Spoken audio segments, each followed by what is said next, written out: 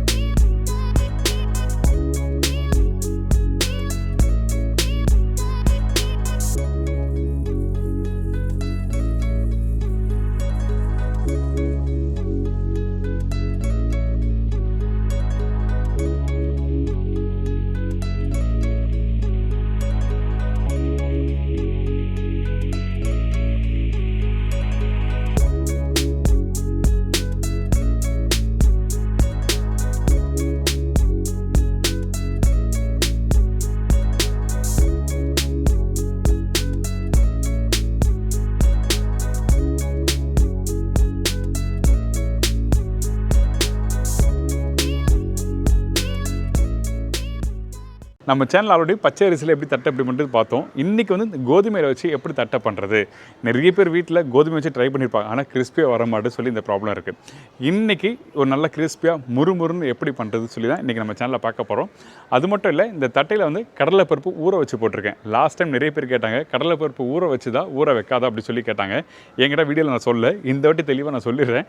இந்த கடலைப்பருப்பு நல்லா ஊற வச்ச கடலைப்பருப்பு இதில் போட்டிருக்கேன். அதே மாதிரி இடித்த பூண்டு, அதுக்கப்புறம் நல்லா அரைச்ச பூண்டும், அதுக்கப்புறம் காஞ்ச மிளகாய் இதெல்லாம் போட்டு ஒரு காரசாரமான ஒரு சூப்பரான கோதுமையில் பண்ணுற தட்டை தான் இன்றைக்கி பார்க்க போகிறோம். அதுக்கு முன்னாடி தேவையான பொருட்கள் பார்த்தலாமா? கோதுமை மாவு 300 கிராம், அரிசி மாவு 100 கிராம், கடலைப்பருப்பு 2 டேபிள் ஸ்பூன், பூண்டு 15 பல்லு, காய்ந்த மிளகாய் 10 நம்பர், கருவேப்பிலை சிறிதளவு, கொத்தமல்லி தேவையான அளவு, பெருங்காயம் 1/2 டீஸ்பூன், உப்பு தேவைக்கேற்ற, எண்ணெய் குக் பண்ணுறதுக்கு தேவையான அளவு. இதாங்க இந்த ப்ரிப்பரேஷன் தேவையான பொருட்கள்.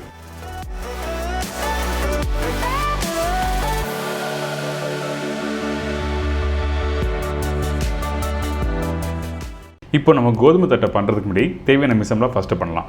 அது என்ன கேட்டிங்கன்னா, இந்த பூண்டு, இந்த காஞ்ச மிளகாய், கருவேப்பிலை இது எல்லாத்தையும் ஒன்றா போட்டு தண்ணி கொஞ்சமாக ஊற்றி அரைக்க போகிறோம். அதுக்கு முன்னாடி பூண்டு 15 பல்லு சொல்லியிருப்பேன், அதில் 8 பல்லு இதில் யூஸ் பண்ணியிருக்கேன். மீதி உள்ள பூண்டு கடைசியாக யூஸ் பண்ண போகிறோம். அது எப்படி யூஸ் பண்ணுறது அப்புறம் பார்ப்போம். அதே டைமில் இந்த பேஸ்ட் அரைக்கும் போது கொஞ்சமாக தண்ணி ஊற்றி நல்லா அரைச்சிருங்க. அரைக்கணும் ஃபைன் பேஸ்ட்டாக தேவையில்ல, ஒரு 85% அளவுக்கு நீங்கள் அரைச்சா போதும்.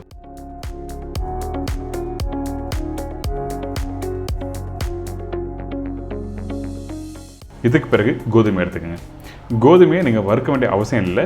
நீங்கள் ரொம்ப நாள் டப்பாவில் போட்டு வச்சுருந்த கோதுமையாக இருந்தால் கொஞ்சம் லைட்டாக வறுத்துட்டு அதுக்கப்புறம் பண்ணலாம். ஃப்ரெஷ் கோதுமை இருந்தால் ஒன்றும் தவறு இல்லை. அதாவது மாவு மிஷினில் அரைச்ச கோதுமை டேரெக்டாக எடுத்து வந்து யூஸ் பண்ணிங்கன்னா உங்களுக்கு எந்த ஒரு ப்ராப்ளம் இல்லை. இதுக்கப்புறம் அரிசி மாவு. இந்த அரிசி மாவு எதுக்காக யூஸ் பண்ணுறேன்னா, கொஞ்சம் லைட்டாக அந்த கிறிஸ்பியான தன்மை கொடுக்க தான் உங்களுக்கு அரிசி மாவு யூஸ் பண்ணுறோம். இதுக்கப்புறம் உப்பு, பெருங்காயம், கடலைப்பருப்பு தண்ணியில் ஊற வச்ச கடலைப்பருப்பு தான் இதில் யூஸ் பண்ணியிருக்கேன். அதே மாதிரி அரைச்சி வச்சுருக்க இந்த பேஸ்ட்டு, இடித்த பூண்டு இது எல்லாத்தையும் போட்டிருக்கோம். நம்ம ஏற்கனவே பூண்டு போட்டிருக்கோமே, திருப்பி பூண்டு போடணுமா கேட்டினா கண்டிப்பாக இடித்த பூண்டு போடணும். அப்போ தான் அந்த வாசனை நல்லா எடுத்து கொடுக்கும். அதுக்கு பிறகு கொஞ்சம் கொத்தமல்லியும் போட்டு கொஞ்சமாக தண்ணி ஊற்றி மாவு மிக்ஸ் பண்ணுங்கள். மாவு மிக்ஸ் பண்ணுற பக்குவம் நீங்கள் நார்மலாக வீட்டில் தட்டை பண்ணுறீங்க பார்த்தீங்கன்னா அதே பக்குவத்தில் மிக்ஸ் பண்ணிடணும். அதாவது சப்பாத்தி கெட்டியான மாவு மிக்ஸ் பண்ணுற பக்குவத்தில் கரெக்டாக மிக்ஸ் பண்ணி எடுத்துருங்க.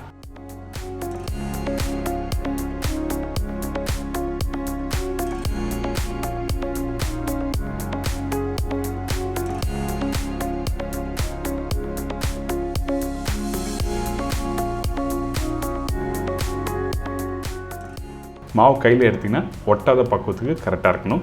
அதே டைமில் அதிகமான தண்ணி வேண்டாம். தண்ணி கொஞ்சம் அதிகமாக இருந்தால் என்ன ஆகுங்கிட்டனா கண்டிப்பாக மாவு வந்து சாஃப்ட்னஸ் கொடுக்கும். சாஃப்ட்னஸ் கொடுத்தா உங்களுக்கு வந்து கிறிஸ்பியாக வராது இந்த தட்டை. அதனால தான் கரெக்டாக டைட்டாக மிக்ஸ் பண்ணி எடுத்துன்னு சொல்கிறேன்.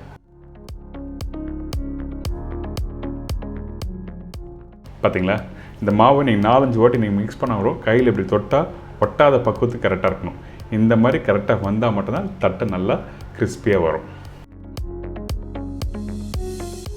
இதுக்கு பிறகு கொஞ்சமாக எண்ணெய் எடுத்துக்கங்க. எண்ணெய் எடுத்த பிறகு நம்மளோட விரலை வச்சு லைட்டாக நீங்கள் ஒர்க் பண்ணுற டேபிளில் லைட்டாக அப்ளை பண்ணுங்கள். அதுக்கு பிறகு திருப்பியும் தேவையான அளவுக்கு இந்த பேடா, அதாவது இந்த தட்டை மாவு தேவையான அளவுக்கு நீங்கள் எடுத்துக்கலாம். எடுத்த பிறகு நீங்கள் கையிலேயே 4 விரலை வச்சு நல்லா தட்டுங்க.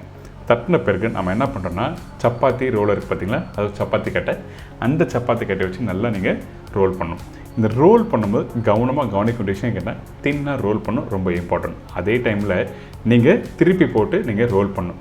ஒரே சைடில் ரோல் பண்ணிங்கன்னா மாவு என்ன ஆகிட்டுனா ஒரு சைட்லேயே ஒட்ட ஆரம்பிச்சிடும். அதனால் 2-3 வாட்டி திருப்பி போட்டு அதுக்கப்புறம் ரோல் பண்ணுங்கள். ரோல் பண்ணிவிட்டு இந்த மாதிரி கட்டுற வீட்டில் இருந்துன்னா நீங்கள் கட் பண்ணலாம். அப்படி இல்லைனா இண்டிவிஜுவலாக சின்ன சின்ன பீஸாக நீங்கள் ரோல் பண்ணி ஃப்ரை பண்ணிக்கலாம்.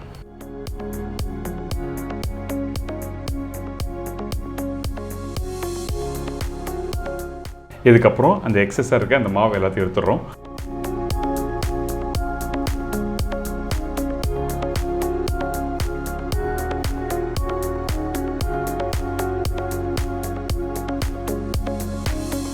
இந்த கார்னர் பகுதி கண்டிப்பாக நீங்கள் கரெக்டாக தின்னாக, அதாவது மெலிசாக இருக்க பார்த்துக்குங்க.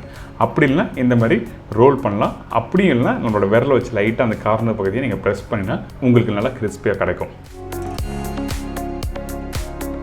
இதுக்கு பிறகு சின்ன ஃபோர்க் எடுத்துங்க. இந்த ஃபோர்க் எடுத்து அங்கங்கே சின்ன சின்ன ஓட்டையை போட போகிறோம். இது எதுக்காக இந்த ஓட்டை போடுறோன்னு கேட்டிங்கன்னா, கோதுமை டைரெக்டாக ஆயிலில் ஃப்ரை பண்ணும்போது அந்த சாஃப்ட்னஸ் கொடுக்கும். அதனால் நம்ம என்ன பண்ணுறோம், இந்த மாதிரி சின்ன சின்ன ஓட்டை போடும்போது உங்களுக்கு நல்லா கிறிஸ்பியாக கிடைக்கும். அதனால தான் இந்த மாதிரி ஓட்டை போடுறோம். அதாவது ஏர் சர்க்குலேஷன் நல்லா உள்ளே போனால் மட்டும்தான் உங்களுக்கு கரெக்டாக கிறிஸ்பியாக கிடைக்கும்னு சொல்கிறேன். இந்த பக்குவத்துக்கு மெலிசாக ரோல் பண்ணியிருக்கணும். திக்காக இருந்தால் கண்டிப்பாக சொல்கிறேன், அந்த கோதுமை வேகிறதுக்கும் டைம் இருக்கும். அதே டைமில் முறுமுறுன்னு கிறிஸ்பியாக வராது. அதனால தான் நல்லா தின்னாக ரோல் பண்ணணும்.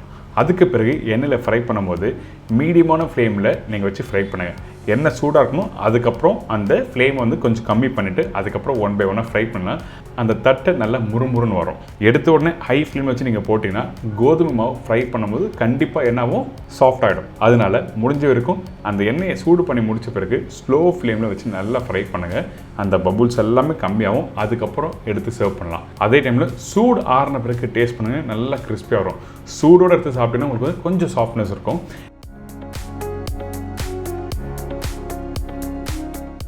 எல்லாருக்கும் பிடிச்ச ப்ரிப்பரேஷன் இந்த தட்டை கண்டிப்பாக ட்ரை பண்ணி பாருங்கள், என்ஜாய் பண்ணுங்கள்.